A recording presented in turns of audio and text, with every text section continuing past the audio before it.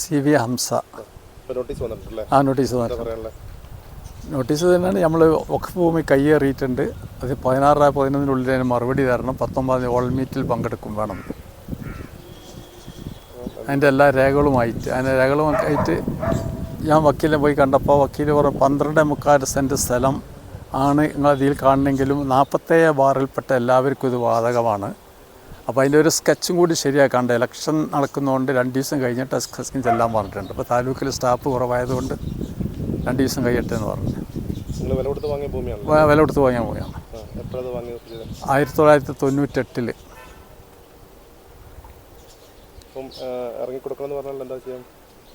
ഇറങ്ങിക്കൊടുക്കാൻ അത് വഖഫ് ഭൂമിയാണെന്നിലേക്ക് ഏതെങ്കിലും ഒരു റെക്കോർഡിലത് കാണണ്ടേ. പിന്നെ ഒരുപാട് കാലം ഈ പള്ളിയുടെ ഒരു ഉന്നത സ്ഥാനത്തിരുന്ന ഒരാളാണ് ഞാൻ.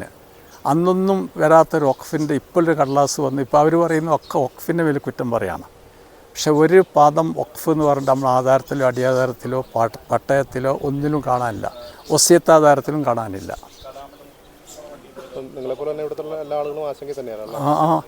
ആണ് അത് ഒരു 19 കൊല്ലമൊക്കെ ജീവിച്ച സ്ഥലത്തുനിന്ന് ഒരു സുപ്രഭാതത്തിൽ വന്നിട്ട് നാളെ ഒഴിവാക്കി തരണം എന്ന് പറഞ്ഞെങ്കിൽ അതങ്ങനെ ഒഴിവായി കാണാൻ സന്തോഷിക്കുന്നവരുണ്ടായിരിക്കാം. അങ്ങനെയാണല്ലോ മനുഷ്യർ, പരിമിതമായ ആൾക്കാർ.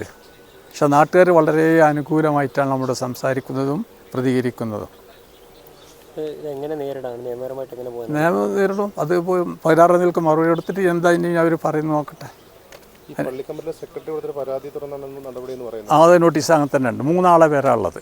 ആ 3 ആൾ തന്ന പരാതിയുടെ അടിസ്ഥാനത്തിൽ നിന്നാണ് അവർ പറഞ്ഞത് ഇത് പഴയ കാലത്ത് പാവപ്പെട്ട തോട്ടം തൊഴിലാളികളായിരുന്നു. അന്നൊന്നും കാര്യങ്ങളൊന്നും അറിയാത്തവരായിരുന്നു. അന്നത്തെ കാലത്ത് ഇതിങ്ങനെ വഖഫ് ചെയ്തപ്പോൾ അവർ ശ്രദ്ധിക്കാതെ പോയി.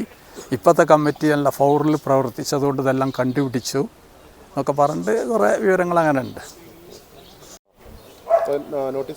ഇല്ല, എനിക്ക് നോട്ടീസ് വന്നിട്ടില്ല. ഞാൻ ഈ സർവേ നമ്പറിൽ 47/1 ഇതിൻ്റെ വടക്ക് ഭാഗത്തുള്ള സ്ഥലമാണ് നമ്മുടെ സ്ഥലം. ഇപ്പം നമ്മൾ നിൽക്കുന്നതിൻ്റെ വടക്ക് ഭാഗത്ത് അങ്ങനെ തെറ്റത്ത് 1963 എൻ്റെ അച്ഛൻ കണ്ടത്തുകൂടി ജോണ് എന്നവരെ അവരുടെ അടുത്തു നിന്നാണ് എൻ്റെ അച്ഛൻ സ്ഥലം വാങ്ങിക്കുന്നത്. ആധാരപ്രകാരം എഴുതി തന്ന് അതിന് 74 പട്ടയം കെട്ടി. ഇതിൻ്റെ എല്ലാ രേഖകളും നമ്മളെ കയ്യിലുണ്ട്.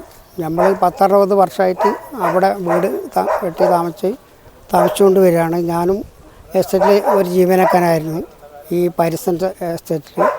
അച്ഛനും അവിടെ പാരിസൺ എസ്റ്റേറ്റിൽ മുമ്പത്തെ ELS കമ്പനിയുള്ള കാലത്ത് പിന്നെ അവിടുത്തെ സൂപ്പർവൈസറായിട്ട് ഇരിക്കുന്ന സമയത്താണ് ഇവിടെ ഈ സ്ഥലം വാങ്ങിക്കുന്നത്. അച്ഛനും അമ്മയും മരണപ്പെട്ടത് ഇതേ സ്ഥലത്ത് വെച്ചിട്ട് തന്നെയാണ്. ഇനി നോട്ടീസ് വരാൻ സ്ഥിതിക്ക് 47/1 എന്ന സ്ഥിതിയിൽ നമുക്കൊരു നോട്ടീസ് വന്നുകൂടാന്നില്ല. ഇനി അഥവാ വന്നാൽ തന്നെ അത് ഒഴിയണം എന്ന് പറഞ്ഞാൽ എൻ്റെ തല പോയാലും ശരി, ആ വീടും സ്ഥലവും ഒഴിയുന്ന പ്രശ്നവുമില്ല. എനിക്ക് 3 മക്കളുണ്ട്. മക്കൾക്കും കൂടെ ജീവിക്കാനുള്ളതാണ്. എവിടെ കൃഷിയെടുത്തുള്ള വരുമാനമാണ് നമുക്കിപ്പോൾ ഏക മാർഗം. 2 മക്കളെ കെട്ടിച്ചു കൊടുത്ത് ഒരു മോനും അവൻ അധ്വാനിക്കുന്നത് കൊണ്ടാണ് ഞാനും ഭാര്യയും കഴിയുന്നത്. നിങ്ങളിതിപ്പോൾ എങ്ങനെ നേരിടാനാണ്? നിയമപരമായിട്ട് നമ്മളെടുത്ത ഡോക്യുമെൻ്ററി ഫുള്ള് നമ്മൾ കാണിച്ച് കൊടുക്കാമെന്നല്ലാണ്ട് വേറെ വഴിയില്ലല്ലോ നമുക്ക്.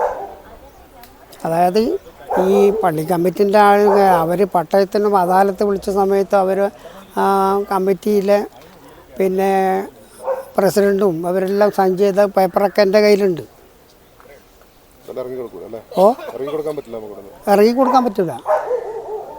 ഇവർ പറയുകയാണെങ്കിൽ ഇപ്പോൾ കമ്മിറ്റിക്കാർ പറയുകയാണെങ്കിൽ നിങ്ങൾ ഇറങ്ങിത്തരണം എന്നുള്ള നമ്മളടുത്തുള്ള ഈ കമ്മിറ്റിക്കാരാണ് നമുക്ക് സൈൻ ചെയ്ത പേപ്പറൊക്കെ നമ്മളെ കയ്യിലുണ്ട്.